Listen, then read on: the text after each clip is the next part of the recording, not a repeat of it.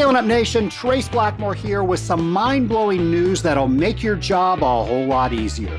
3 industry titans, Masters Company, Radical Polymers, and MFG Chemical have joined forces to create your ultimate one-stop shop for your water treatment needs. We're talking over 60 years of Masters Company's expertise in private label products and cutting-edge test kits. Radical Polymers' game-changing Inisha additives, and MFG Chemical's custom manufacturing prowess. These American companies are bringing you top-notch quality and reliability all under one umbrella. From blending and ultra-concentrates to specialized polymers and custom solutions, they've got you covered. And with multiple AWT Supplier of the Year awards between them, you know you're getting the best of the best. Ready to revolutionize your water treatment game?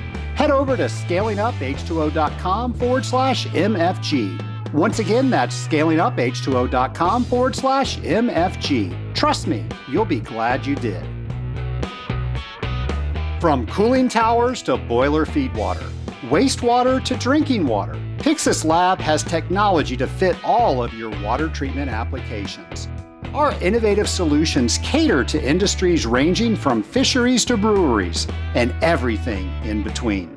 With Pyxis Lab, you're not just getting products, you're gaining a partner committed to revolutionizing water treatment.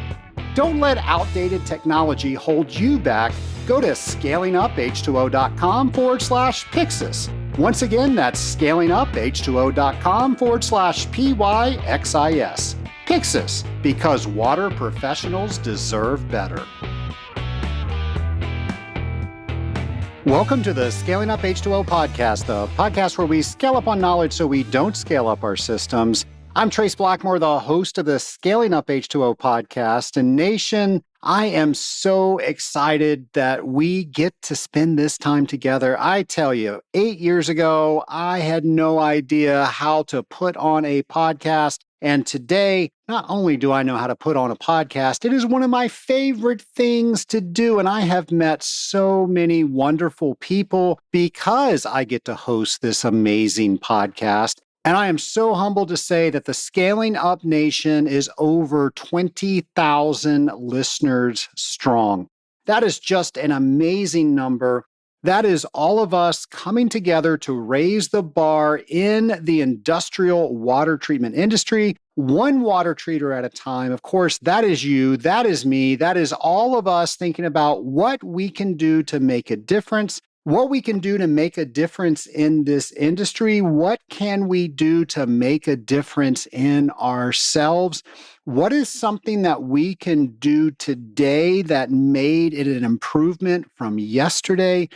All of us are thinking like that, and I hope it's this podcast that keeps us thinking that way, because when we think that way, there is no other outcome but this industry gets better, and it's already pretty darn good. We are in the best industry in the world, and it is just getting better. You know, I always like to go online and search for different things to tell you out there in the Scaling Up Nation. And here's some pretty interesting statistics. The United States consumes about 322 billion gallons of water each year. That is more than any other country on the planet. Now, most of that goes to electric power and irrigation. So there's something to be said with that. Now, personal consumption accounts for about 40 billion gallons each and every year. Can you imagine? That's a lot of water. And of course, you can't turn the news on without hearing about a drought. And Nation, we are in such a great part of the world where we can turn on the tap and nice, clean, fresh water comes out. Well, that is not the case all over the world. And that's why we do things like support World Vision and their Global 6K. So many of you on May 18th got out there, you did the walk, you did the run, maybe you crawled, maybe you pushed, whatever you did, you got involved and you did 6 kilometers to represent the average distance that women and children have to walk to go get water. And nation, we're making a difference with that. We are making a difference with the awareness of that. And it's my hope that you not only participated, you educated a bunch of people out there that we all on this planet do not have access to clean drinking water. And when we bring awareness to that, and when we support groups like World Vision, we are able to make a difference. For just $50, they can bring water to one individual. It is an amazing machine that they have built. And if you want to learn more information about World Vision, go to our show notes page on this episode. We will have a direct link there. You will learn all about it. And of course, next year, there is another 6K. That's something that we celebrate annually. It's kind of weird saying we're celebrating that, but we are bringing awareness to that, because if we can make people aware of a problem, there is not a problem out there that we collectively cannot solve. And it's World Vision's mission to solve the global water crisis. And I tell you what, I want to be a part of that. I want our community to be a part of that. And I can't think of a better community to solve that issue. So find out all you can about World Vision and see what you can do to end the global water crisis. Well, nation, somebody that is helping us get smarter each and every week is our friend James McDonald. And here is a brand new What Do You Know? Hello and welcome to What Do You Know? The game show where we find out what do you know about industrial water treatment, drop by drop. So pump up your brain, take out that test kit of knowledge, and prepare to answer this week's question on What Do You Know? Today's question is, what are the two primary ways heat is rejected by a cooling tower?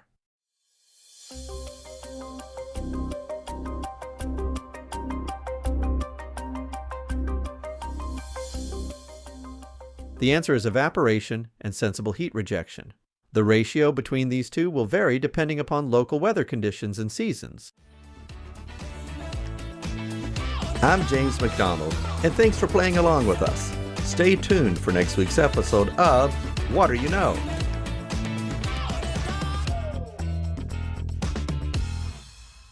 Scaling Up Nation, get your calendars out, because I'm going to let you know about a few conferences that are taking place that you might want to attend. The Water Quality Association is having their mid-year leadership conference September 16th through 18th in Rosemont, Illinois. We'll, of course, have more information about that, so you not only can figure out if you want to be there, everything they're going to be talking about, and even go to their website. We have all of that information curated for you by going to scalinguph2o.com/events. And while you're there, make sure you make a note on your calendar for the one and only Scaling Up H2O, the Hang. And of course, we do this about every 6 months. We used to do it every quarter, and we haven't done it in about 6 months. We wanted to make sure that it was really special. So on August 7th, many of you have attended a hang, and this is where you get to meet other Scaling Up H2O listeners. We, of course, affectionately call each other the Scaling Up Nation. You get to do a video call with other Scaling Up Nation members, and you get to meet people in this amazing industry. And I give you two opportunities to share what you know and share what you can help others with. And I have heard so many amazing stories where somebody didn't think they got anything out of the hang, and then just weeks later, they had an issue. They remember meeting somebody that had an expertise in that particular issue. They reached out to them and they were able to help get their issue solved. Folks, when we network in our community, there are no issues that we cannot get solved. There is just so much information out there. And when we network, we're able to bring that information home. We're able to bring that information to a place where we're able to use it when we need it. And I'm trying to make that as easy as possible, not only for you to get that information, but for you to meet some new friends in this industry. So you can go to scalinguph2o.com/hang, learn all you wanted to know about the hang, and register for the event. Of course, that's going to be August 7th at 6 p.m. Eastern Time. It's going to last for exactly 1 hour. So you can set your clock by that. I won't start early. I won't go late. And you can meet a lot of really interesting people. I hope to see you there. And another event that I'm very excited about, we've been doing this for several years, and that is Legionella Awareness Month. That takes place during the month of August, and it's really turned into Legionella and Waterborne Pathogen Month. We started doing this during COVID because they canceled every single convention, and that's when the Legionella convention was taking place. And we said, hey, that information still needs to get out there. We're going to be the catalyst that gets that information out there. And we've been doing that ever since. And folks, we have an amazing lineup for you this year during every single week during the month of August. Of course, that's Legionella Awareness Month. And we are going to make sure that you get some great information during the month of August. And folks, that's actually some of our most shared episodes. Now, one of the statistics that our team looks at not only is how many downloads that we get, but also how many shares of an episode that we get. And we always get the highest number of shares during Legionella Awareness Month. And that tells me that that story has not yet been told. We are always adding to information, and all of that information that we've had on previous Legionella Awareness Months and also this Legionella Awareness Month is at our website on our Legionella Awareness page. And you can find that by going to scalinguph2o.com, navigating over to our Legionella page, and it's every single resource that has ever been mentioned on this podcast is right there for your reading pleasure.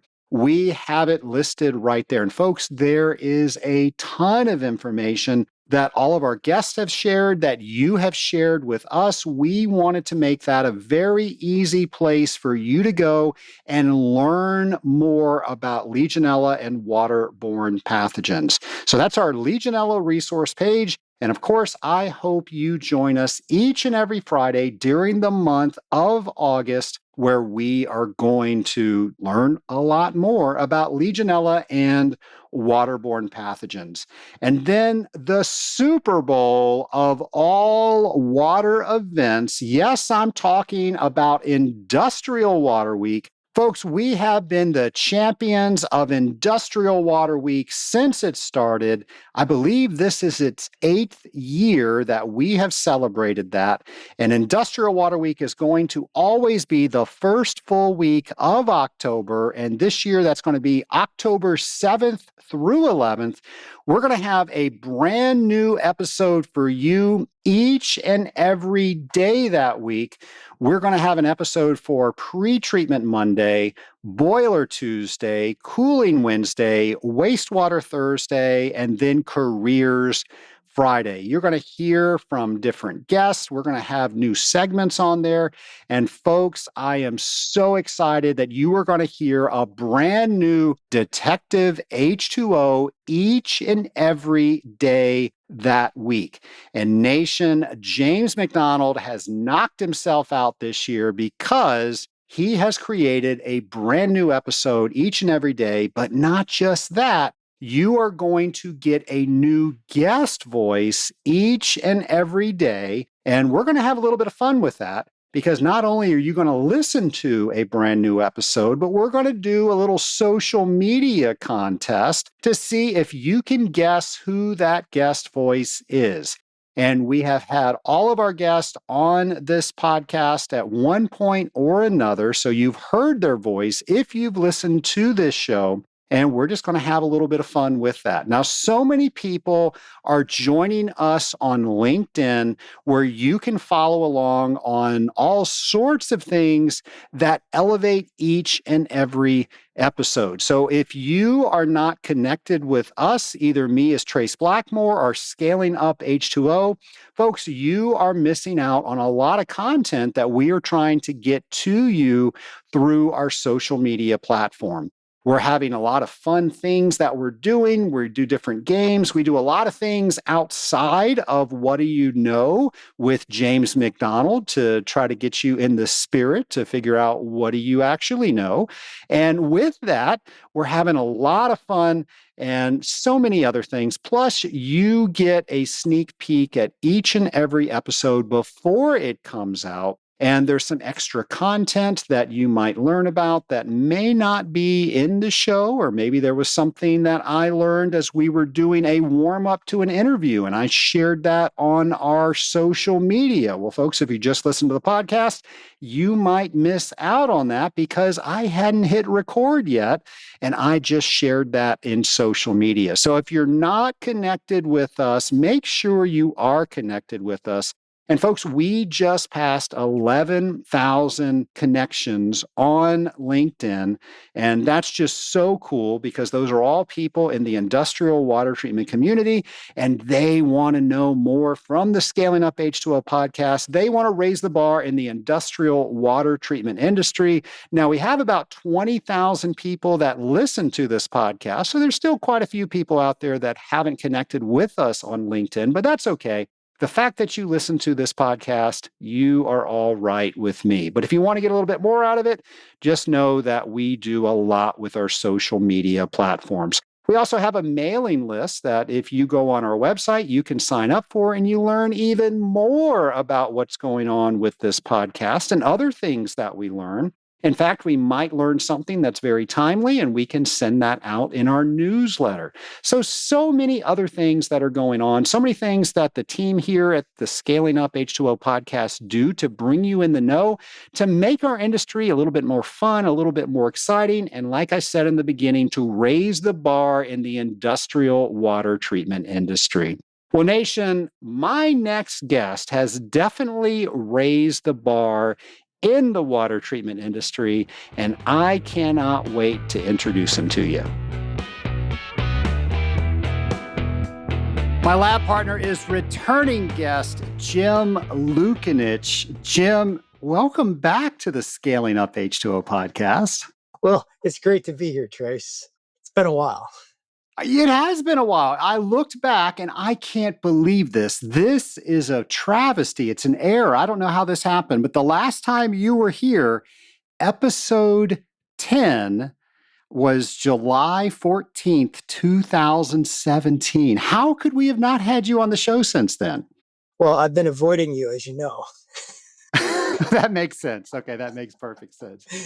Now, I'm pretty sure as I've done kind of my walk-bys at the AWT conventions or at the AWT technical trainings, I know you've been on some of those.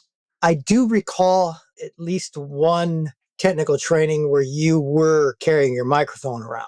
So it may have been one. I haven't actually been to a convention in 5 years or more. It's been a while since I've been to convention, and I will be going this year. Well, I will look forward to seeing you. And we have corrected the fact that you haven't been here since episode 10. Wow.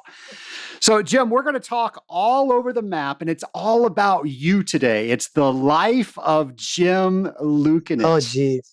It's going to be fun. I'm going to have fun with it at least. So if someone in the Scaling Up Nation is not familiar with episode 10, because it's been a while, do you mind sharing a bit about yourself? Well, I could share a little bit about myself. Obviously, I've been in the water treatment industry for a long time, and that adventure started in 1981 after I graduated from college. My first job out of college was actually in water treatment, or a lot to do with water treatment. I worked in environmental control at U.S. Steel's Gary Works in Gary, Indiana, the garden spot of the USA, which is bordered my hometown of Hobart, Indiana. And I worked there for a couple of years, and primarily we worked with process cooling water and then wastewater, process wastewater, hazardous waste removal, and things of that nature. So I got to my introduction to rural water treatment there. And I went to work for Nalco for a few years, and that was interesting. It didn't really meet my style. I'm more of a laid back, small company kind of guy rather than a big company kind of guy. And I left to go work for a company called Buckman Laboratories. And that's when my real education began. It was a fantastic company to work for. They required me to do a lot and know a lot, and I had to learn a lot very, very quickly. I would go in almost every Saturday for half a day, and during those days, I would do nothing but read technical papers and highlight and learn. So I can tell you that I literally have read thousands and thousands of peer-reviewed, real technical papers. Pretty much June of 1981 is when I started my career, so almost 44 years. What would you say the biggest change in water treatment has been you've seen in your career? Oh, the accessibility to information is one thing. I can tell you back, even when I started working for Buckman Labs, to find information, you had to go to conferences and then buy all the papers, or you had to go to a library and do a search. But at Buckman, we had a full library in the basement. We had a full library and two librarians. I mean, real librarians. And so what I would do is say, if I came across an issue I wanted to study and learn more about, I had to go downstairs and say, okay, this is the subject.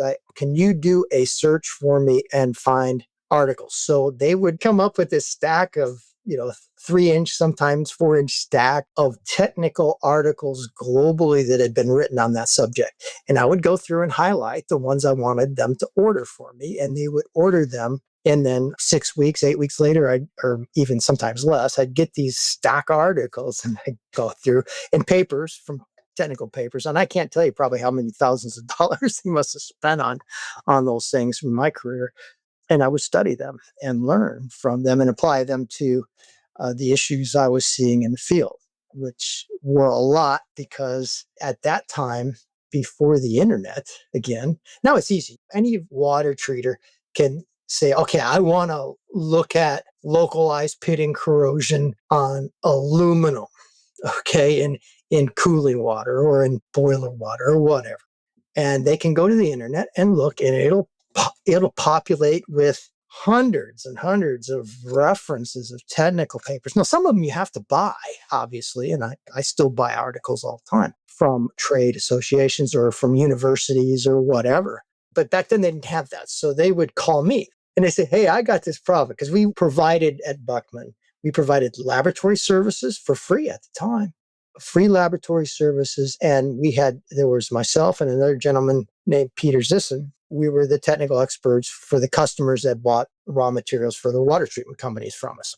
So they call and ask me a question. Sometimes I knew the answer because somebody else had already asked that question and I had to go research it. And if I didn't really know the answer, I would have to go and research that for them. And because of that, I've had the fortunate experience of being able to see hundreds of different problems every month, as opposed to hundreds of problems over 20 years in a career calling on 30 customers, So it was a very good learning experience.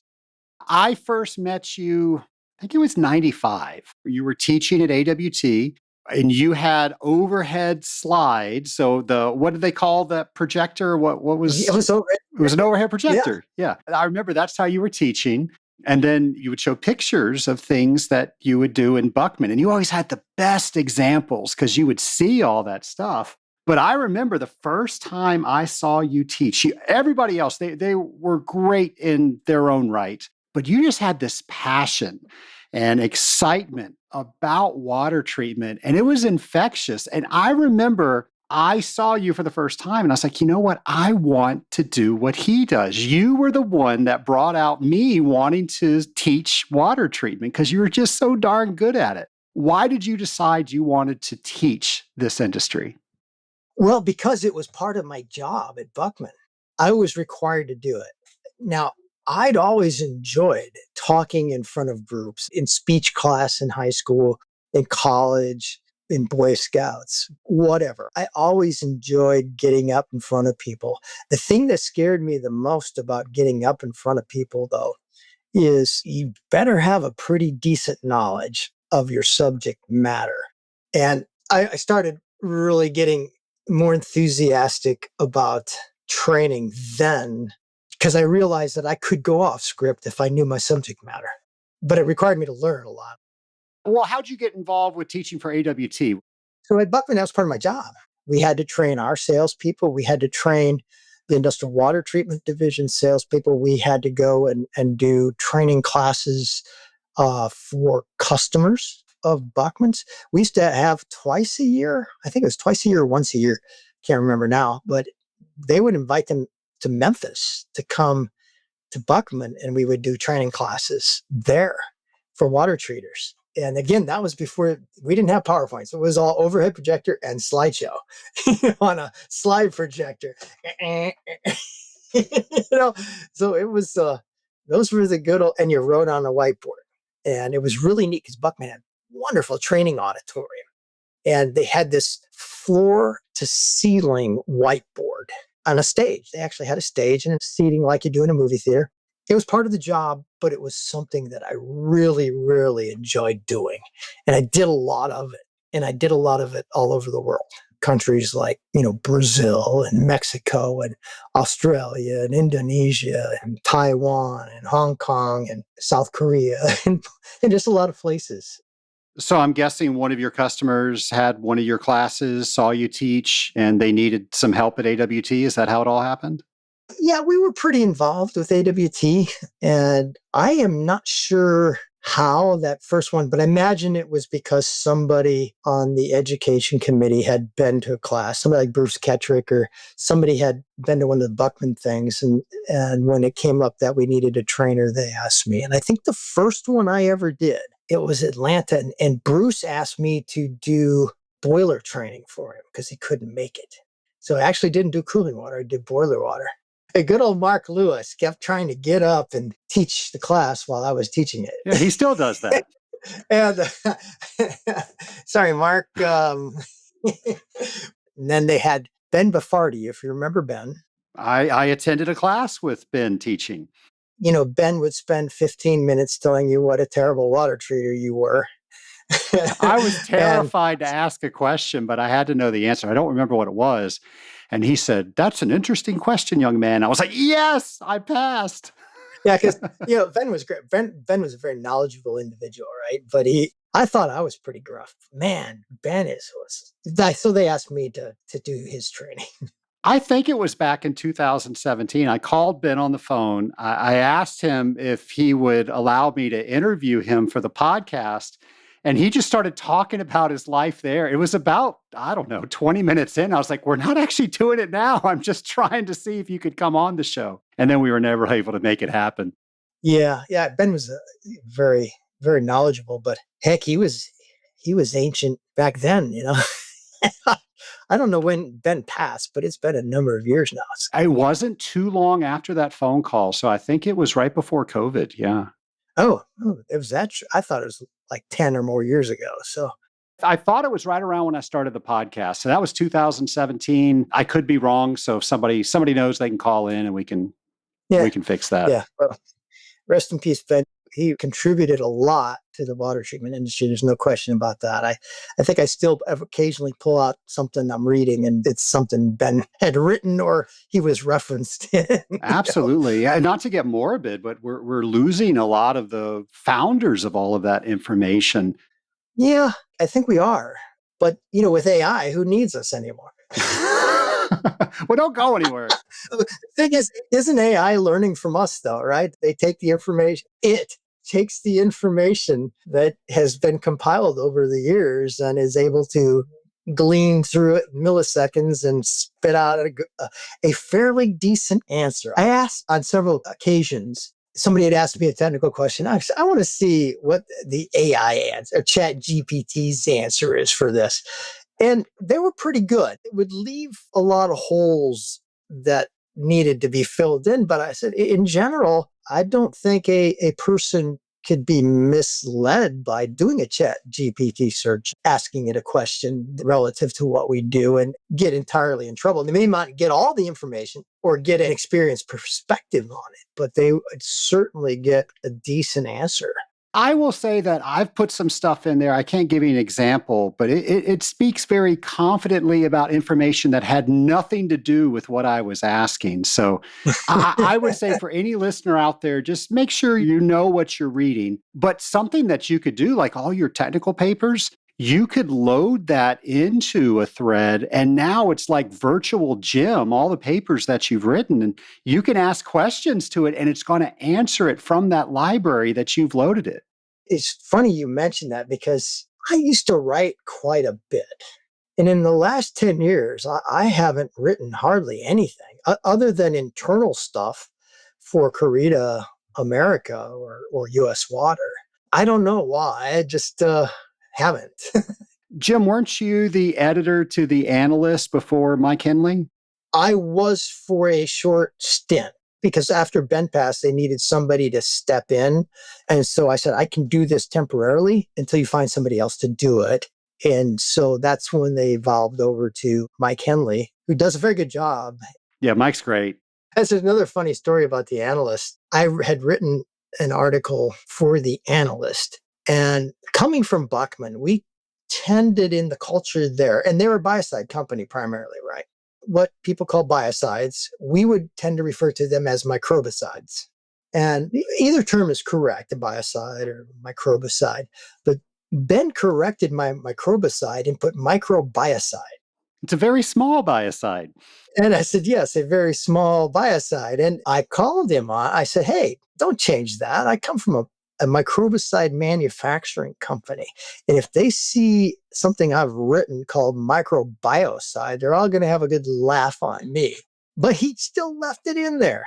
And I guess he's the editor, so he could do that. But I was kind of ticking off a little. Well, the industry has adopted that. That's a term most people say, and they get corrected or maybe hinted at there's a better way to say it when they take your class. Well, I prefer that people say either biocide, which is sort of more the industry accepted, the easier term because there's less letters, right? Biocide or microbicide. Or if they want to be specific, like an algicide, a bactericide, or fungicide. I'm sure we probably talked about this on episode 10 because just knowing you, you've got a list of pet peeves. You've softened in your later days, but back when I first met you in 95 or 97, whenever that was, definitely you were correcting people with the right way to say things. Matter of fact, that was the first question I asked you. I don't remember the exact question, but I said potable instead of potable. And you corrected me. You said, it's pot from the Greek that means to drink. I remember that to this day, but I say it right to this day. Yeah, I still think I do that to this day. Know thyself. It's okay. And just a funny story associated with that. I might have told you this last time. I was doing a training class for the Department of Corrections in Texas, right, at one of the state prisons. And somebody said potable water. Well, I think I prompted it. It says potable water, not potable water. And one of these big old Bubba guys from work for the prison systems said, well, son, down here in Texas, it's potable. And I said, well, that's pretty damn funny. Yeah, so that is kind of a pet peeve. So the AWT back in 2008 presented you with the Ray Baum Memorial Technologist of the Year Award. So that's the highest award that the AWT gives out. I'm curious, what did that mean to you? It meant a lot to me, and I think it means a lot to everybody that receives that award. What it does is a lot of us spend varying amounts of time contributing on our time, sometimes our company's time as well, to the organization in order to increase the knowledge and the ability for small companies in the industry to do business, right? And to be successful in their business. And a lot of us volunteer that. In fact, all of us volunteer our time. You've volunteered a significant amount of your time. And to receive that award means that that's not going unrecognized. The contributions have not gone unrecognized. Over the years that sort of fades, right? Because what said Ben, that was 2008. I couldn't even remember how long ago it was when you mentioned it. My team is awesome at research. So yeah, 2008. Yeah, that's 16 years ago. Gee, many Christmas. That's a long time ago. And I don't know what they do now. I can't remember, but they need to just drop Water Technologist of the Year and, and refer to it just as the Ray Baum Memorial Award. Because oftentimes when you say Technologist of the Year, it means you did something in that year to earn that award, right? It's kind of like Athlete of the Year. You get Athlete of the Year, it means you did something in that year that was better than anybody else, or you made an outstanding contribution in that year. And I always told the AWT this, even when I was on the board and the president-elect and all that stuff. I said, we just need to drop the Water Technologist of the Year. It's more of a sort of not a lifetime contribution award, because often people get it when they're young. You got it when you're young. But it's more a recognition of outstanding. I hate to say outstanding because that I got the award, but of your contributions to the organization and the industry. You were one of the people that helped write the original CWT exam and then had to do the rewrite. You know more about the original process than probably most other people. How did the CWT come to be? And I'll just stop the question there and I'll ask a follow-up in a second. I was not actually on the original committee that wrote the original CWT exam. Well, the very, very first one was Brett Chettle's exam. Was that correct? Brett Chettle and some others, right? And I was on the committee that wrote the next iteration of that, because that original exam, actually, when asked to rewrite the exam with several others, Bruce and Colin and Jay, and I looked at a lot of the questions on the old exam and the answers. I said, that's not correct. Those questions are vague and can be easily misinterpreted. They're not. There's some of them that are just flat out wrong. It wasn't a well-written exam. I mean, it was the intent was good and it was okay, but there was a lot of ambiguity in it, right? And there's a lot of rules of thumb. And in a certification exam, you can't use rules of thumb. But what was amazing is the committee that rewrote that exam, we went to work, and I can't remember the name of the company now, but they're professional exam writers. And first thing they did was educate us on how a certification exam is to be written and how you write questions the proper way for certification exam, and then how you write the answers and the distractors, which are the wrong answers. Which are the hardest to write. Yeah, usually, because if you have an A, B, C, or D, because 4 choices usually is the thing, you can get the answer. The answer is easy. You already know that. And maybe the first distractor, sometimes the second, but boy, getting 3 things that aren't ridiculous and obvious are very difficult. And it was a very good learning experience, because in subsequent years, when I've written test exams for my job, and for our students in our company, that was really, truly beneficial in my career in order to help others write exams and quiz questions and, word questions and things. You could ask anybody. I always played devil's advocate in that. And we have, how it is when you have 7 experts in a room. If you would have been there, you weren't there. You were on. I was not part of the test writing committee. No, I was part of what did they call the people that took the exam? Cut score. Cut score. A question would go up, and then what we were tasked with was each of us were to write like 50 questions. And we sort of kind of parsed out the areas of expertise and things. And then we went through each and every one of those questions and looked at the question. Then the moderator instructor would help us rewrite that question so it's clear and there's no ambiguity. And then that was the whole process. And then we'd go through distractors and all that. And it took a long time to write each of those questions. There's 200 questions on the exam. And I think maybe there was, I can't remember. It's been so long since I've taken it and worked on it. But it was taking us too long for each question. And mainly because I would often challenge, there's the same problem. That's not correct. There's ambiguity there because this other distractor could be the right answer under certain conditions. So eventually Kettrick, who I think was chairing that committee, said, he just said, if Jim challenges you, just throw it out. We'll come back to it later. We wouldn't want to argue about it anymore. That was really fun.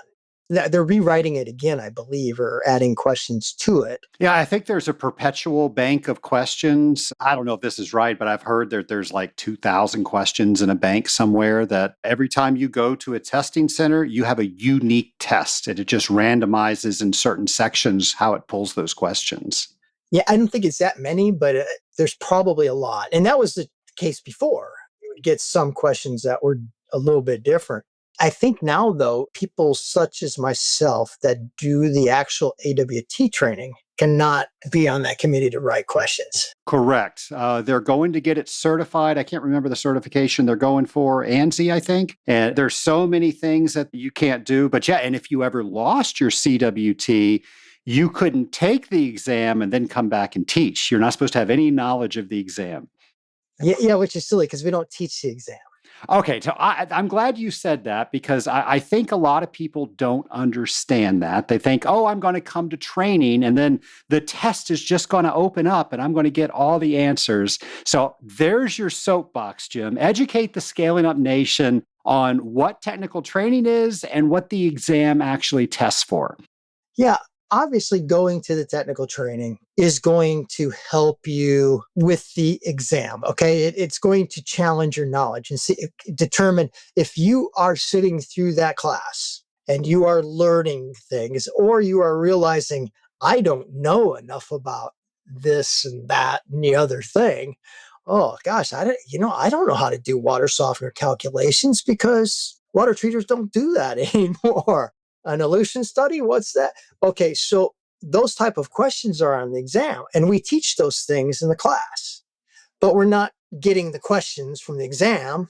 So it will help you, but I will tell you that if you go to that class and you're going to take the exam next week, it may help you with one or two questions because it just, something that you've never been exposed to comes up and you remember that fact, but it's not an exam review course. That's not what it is. Obviously, there's going to be commonality between a water treatment class in general and a certification exam for the water treatment industry because it's the same stuff, but it's not what we're teaching. I do remember when I was on the board, we had some people, our gentleman that sent people from his company, and they did not do well. And they challenged the board. And ultimately, that got brought to you and Bruce Kettrick to see if we were even talking about the right things there. And of course, that's where all this got brought up. It's not an exam review course. And you and Bruce got sequestered in a room for a couple of days. I don't know what you did, but you came out and you said that was the answer.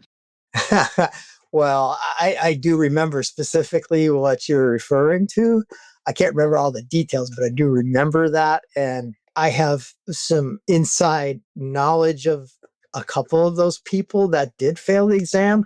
And I will guarantee you today, they'd still fail that exam. There you go. There you go. We won't say the names, but... No, I won't. And it's just the way it is. That was another thing on that committee. Some of these guys wanted to write these questions that were ridiculously hard. Guys, think this is a certification based on what you should know in 5 years in the industry. It's not an exam for a Jim Lukanich or a Trace Blackmore who've been around this industry for years and years and years and should get a decent score. And if you've been in the industry 20 years and can't pass that CWT exam, you stop learning at year 3. Okay. Or you just have a learning disability, or you're just not that smart, which is not being critical. I mean, the world thrives on people that aren't that smart. I mean, I'm not that smart. I just have recognized that I am not that smart and tried to become as smart as I can possibly be with my limited IQ. So, well, you mentioned Mark Lewis earlier, and he says that if you're not careful, you'll learn all this stuff in your first year of water treatment. And then it becomes wash, rinse, repeat. And you really have to force yourself to learn new stuff. And I think that's what you're alluding to. If you don't force yourself to continue to learn, because you have to learn when you get in this industry, but then you learn enough to get by, there are a lot of people out there that, yeah, they're in here for 10 years, but they've repeated years 2, 3, 4, all the way to 9 over and over and over again. I think that's an issue with our industry as a whole with some people. And it might relate to being a rep in a territory and having a customer base, and then maybe adding a few customers every year and losing a couple of customers, but you're dealing with the same stuff over in the same water. If 90% of your business is HVAC, you're not getting exposed to all these other weird things that happen in process cooling or in unique kind of systems. And you stop learning because all you want to do is go run your pinks and blues, write a report, get your commission check, go home. And that marks it spot on. You should make an effort to learn something new every day, or you see something in the field you don't 100% understand.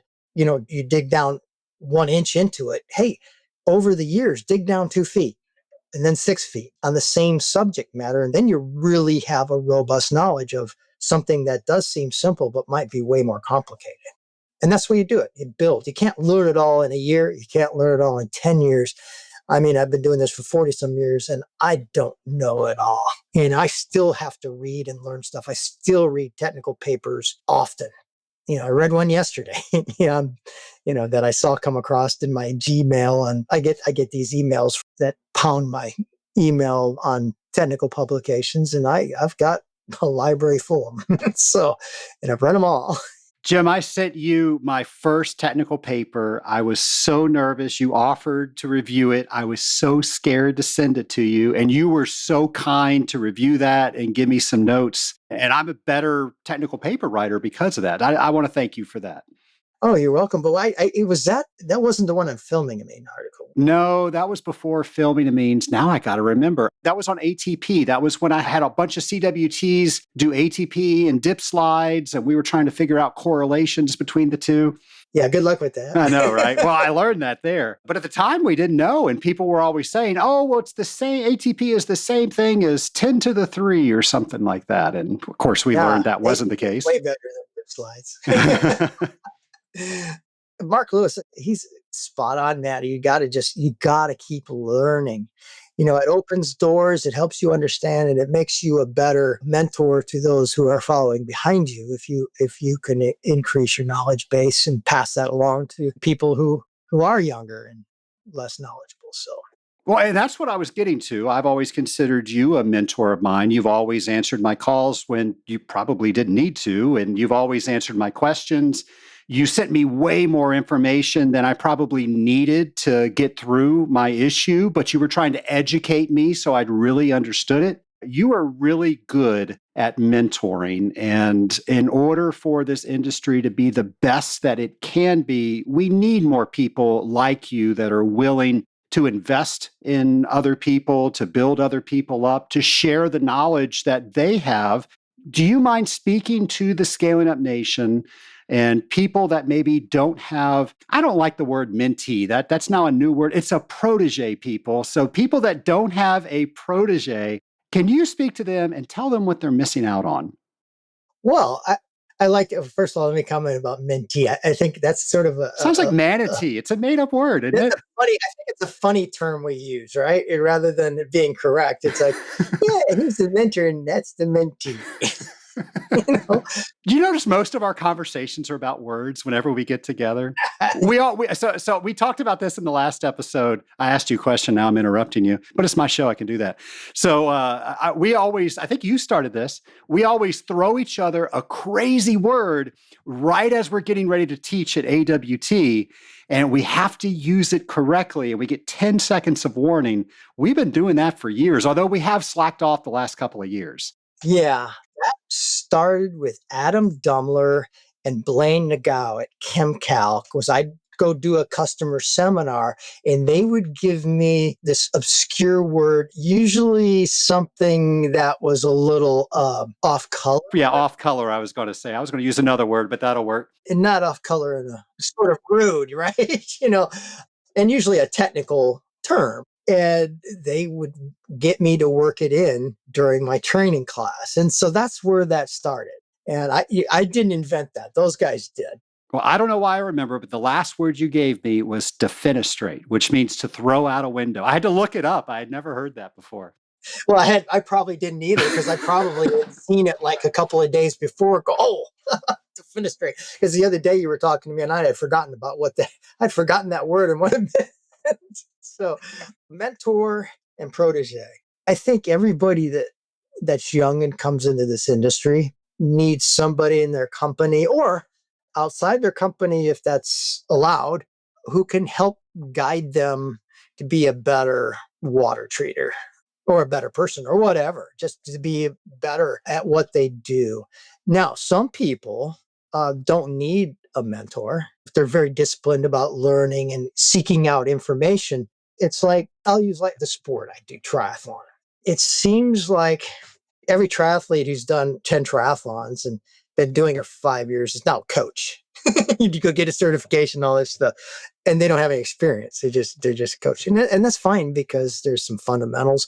But a lot of people who are triathletes or in any industry or runners, they always feel like they need somebody to guide them because they don't have the time or the willingness to go and study it on their own. And sometimes some people just need a little help and guidance and experience. And I think it's very valuable for a person to have a mentor. And of course, in most companies, you're going to have some sort of sales management structure. And hopefully a very good manager is also going to be a very good mentor.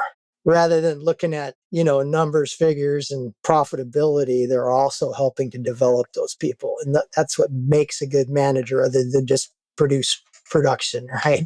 How are your people developing? And I think it's important. And I know that you're big on that. And I do encourage people, if you don't have a mentor in your company, find one. And if you can't find one in your company, maybe your company isn't encouraging that sort of relationship.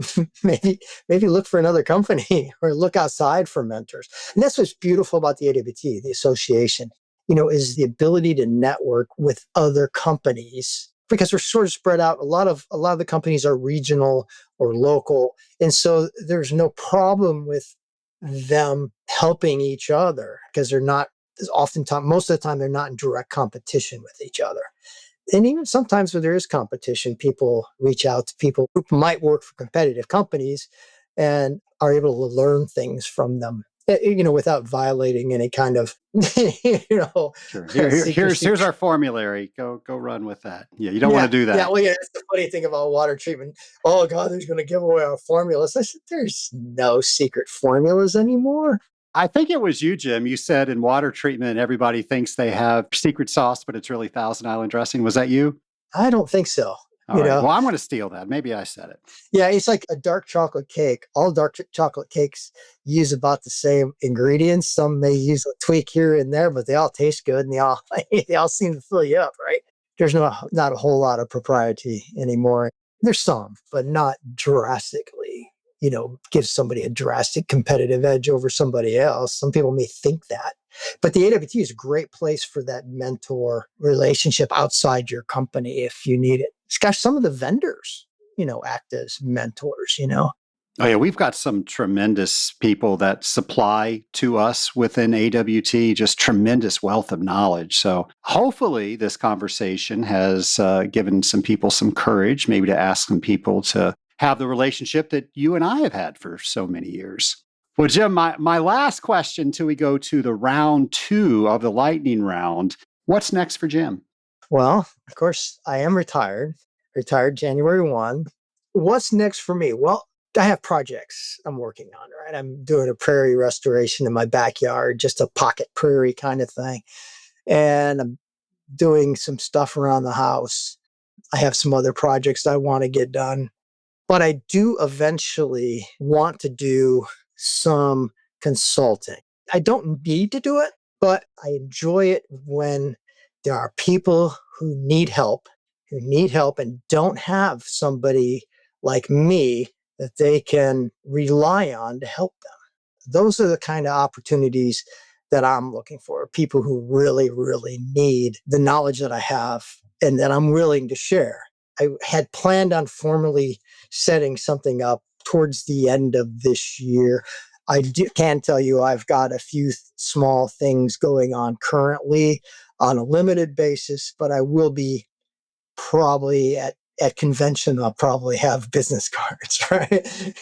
And I'll probably have, be set up with what it is I'm going to do. But I don't want to work a lot. Hell, I retired for a reason. Right. You know? Well, you get to make your own schedule. You get to decide what you're taking on, what you're not. Yeah. And I do. And if that involves maybe doing training for a company or, having the ability for that company to call me to bounce issues off of, or, that type of thing, I would love to do some of that. And I do have a little bit of knowledge to share. And A little bit. Yeah, a little bit. before I fade away into oblivion, I'd like to dump as much of that out as I can so I don't carry it to the grave. Well, Jim, we'll make sure we'll put your contact information on the notes to this show. So that way, if people need to reach out to you, they don't have another way, they can do it by going to the show notes. All right, we talked about the lightning round. Round 2's here. Are you ready? Yes. Okay, go. All right. Jim, what would you say your superpower is? I can fly. I didn't know that. No, I looked at that question when you had sent it, that you might ask that. And I don't know that I have one. I'll tell you 3 if you don't know. Well, go ahead then, because Well, now I got to list 3. But I will say you have an amazing way of taking very complex subjects, breaking them down, and restating them in everyday topics. And an example of that is you give AWT, I was going to say contestants, members at the training, you give them a complete microbiological course. And you do it in a fun way. They don't know they're getting that. They're having fun. They're learning about water treatment. And you're talking about things like oral hygiene and brushing your teeth. And you explain, you're just fantastic at that. That, my friend, is a superpower. Okay. I would say strength of character. Right? All right, if you want to go there. It's what I think above all else, one must have character in their daily lives and the way they do business and the way they interact with other people. And I would hope that's a strength of mine. I didn't always have that, but I think I do. Next question. What would you say your biggest accomplishment has been? Making it past my 20s. It was touch and go there for a while. It definitely was. My life could have gone like 4 different directions from the time I was like 14 to the time I was in my early 30s. So fortunately, it all worked out. So I feel that's a pretty good accomplishment, is to get through all the bumps and bruises that I've had. But biggest accomplishment, I think, really has been having had the opportunity, the knowledge, and the ability to help other people in our industry be better water treaters. Over the years, training, we've had to be into the thousands of people. Oh, yeah. Yeah, absolutely. And not just from AWT, but from all the other activities that I've done in terms of that and shared knowledge with. So I think that's probably the thing that satisfies me the most over my career is having been able to have the opportunity and done that for people. Well, I've been the recipient of that. Question 3, if you had a magic wand and you could change anything in the world, what would you change? Boy, that's a loaded question right now. And I'll leave it at that. That's another complex question, and that's really a deep question. Well, we pride ourselves on the Scaling Up H2O podcast with the complexity of our questions. Yeah, and you're really good at it. And if I was to change anything in the world, what would you change? I just wish people were kinder. I think that's kind of it. In my opinion, people that are cruel and mean to other people, it just causes people who are kind to be cruel and mean too, because they're tired of it. So I don't know. I think making it so that everyone in the world was kind. If you could wave the magic wand and said, you no longer can be mean, angry, and tell lies and do all this stuff, you just have to be kind and honest, I think it would be a great place. It would be great. Now, you have to still be able to tell white lies, though, because you can't tell somebody they're ugly. Noted. I love that answer. All right. Last time you were here, I asked you what your last 3 books that you've read. Now, this question, all the books that you've read, what are 5 books that everybody needs to read? Well, can I be kind of generic? Because, like anything Stephen King, right? And there's a new book coming out by Stephen King, and soon. It's called Never Flinch, and it's has Holly Gibney, who's a wonderful character. But I think that everyone should have read Dune and all of the other writings and all the other books that Herbert Sun have written on the history of it. It's fascinatingly complex, and I think everyone should read those. I know some people like different types of books. I like fiction. I like fantasy. I like detectives and things like that. And obviously, everybody's read Lord of the Rings by now. That's a must read in your lifetime. And then if you have read those books and you haven't read the Silmarillion, you must read the Silmarillion and anything Jack Reacher, the Jack Reacher series, because they're fun, they're easy, and they're usually happen over 24 to 48 hours. So it's they move along. Did you say 3?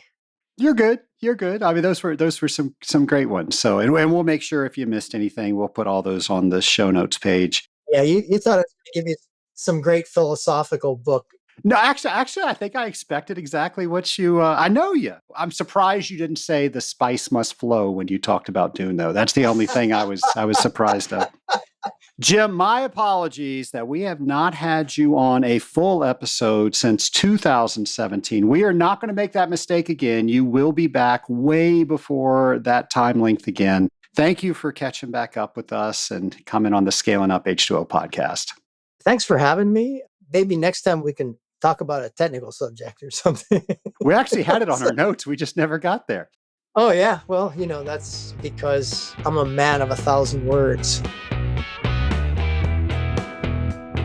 Scaling Up Nation, my friend Jim Lukanich, and as you heard from the interview, and you've probably heard me say before, I remember in the mid-90s, I went to my first AWT training, and I saw Jim Lukanich speak. And I remember thinking, wow, he really enjoys what he does. He's a great speaker and he commands the entire audience and entertains and makes people want to lean in and learn more. When I saw Jim do what he does, I thought to myself, I want to do that. So if you have ever seen me speak, you can thank Jim Lukanich for that. Hopefully you're thanking him for that, because he was the one that gave me the idea to do that. He was the inspiration behind me learning how to speak more clearly, working with a coach so I could get my message across easier to all of you. And when I do keynote speeches and when I do trainings for AWT and other company functions, that all started in the mid-90s when I first saw Jim Lukanich. And folks, if you've seen Jim Lukanich speak, you know exactly what I am talking about. And of course, Jim shared with us he has 44 years of experience in the water treatment industry.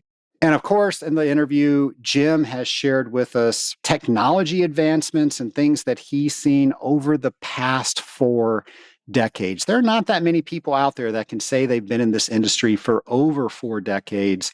And I know that Jim is still in this industry. Jim's doing some consulting. So maybe you want to reach out to Jim. Maybe Jim has some information that can help you. I'll make sure to have his contact information on the show notes page. And Jim, thank you for coming on the show. Thank you for what you've done for this industry. You might not know, Jim has not only been a trainer, a consultant, he's also served on various committees for the Association of Water Technologies. I served on the board of directors with him. This industry is better because Jim Lukanich was in this industry and continues to be in this industry. Now, Jim was one of my very first interviews, episode 10. It is hard for me to remember back on my very first interview, but then episode 10 wasn't that far off.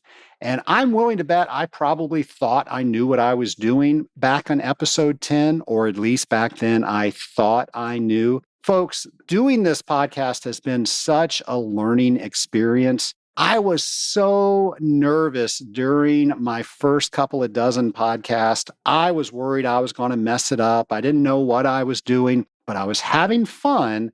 And I was getting some great feedback from listeners. Now, I did not have the number of listeners that we do now. And thank goodness, I didn't want that many people to hear me learn that I didn't know what I was doing. But we all learned together. And as I always say in many of these shows, this has become one of my favorite things to do. And if I didn't start on that very first step, which is always a 10-foot step, it's the hardest step to do. It's always the first step. That's the hardest one to do. I'm so glad that I took the leap. I made the first step because I get to do this great podcast each and every week. I get to meet so many people because I do this podcast.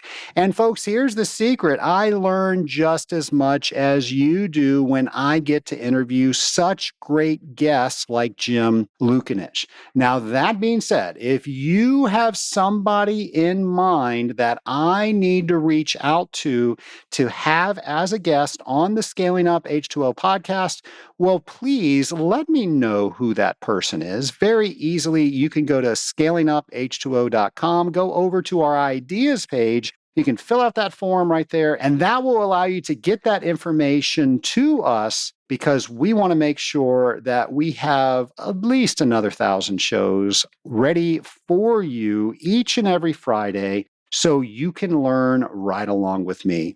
Nation, I sure appreciate you making the Scaling Up H2O podcast part of your weekly listening routine.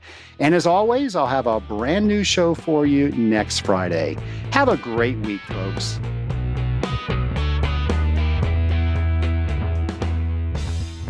Achieve your goals with the Rising Tide Mastermind. Set your sights on success and let us help you get there. Our mastermind group provides the accountability and support you need to achieve your personal and professional goals. To find out more, go to scalinguph2o.com/mastermind. Once again, that's scalinguph2o.com/mastermind. Find out if the Rising Tide Mastermind is right for you.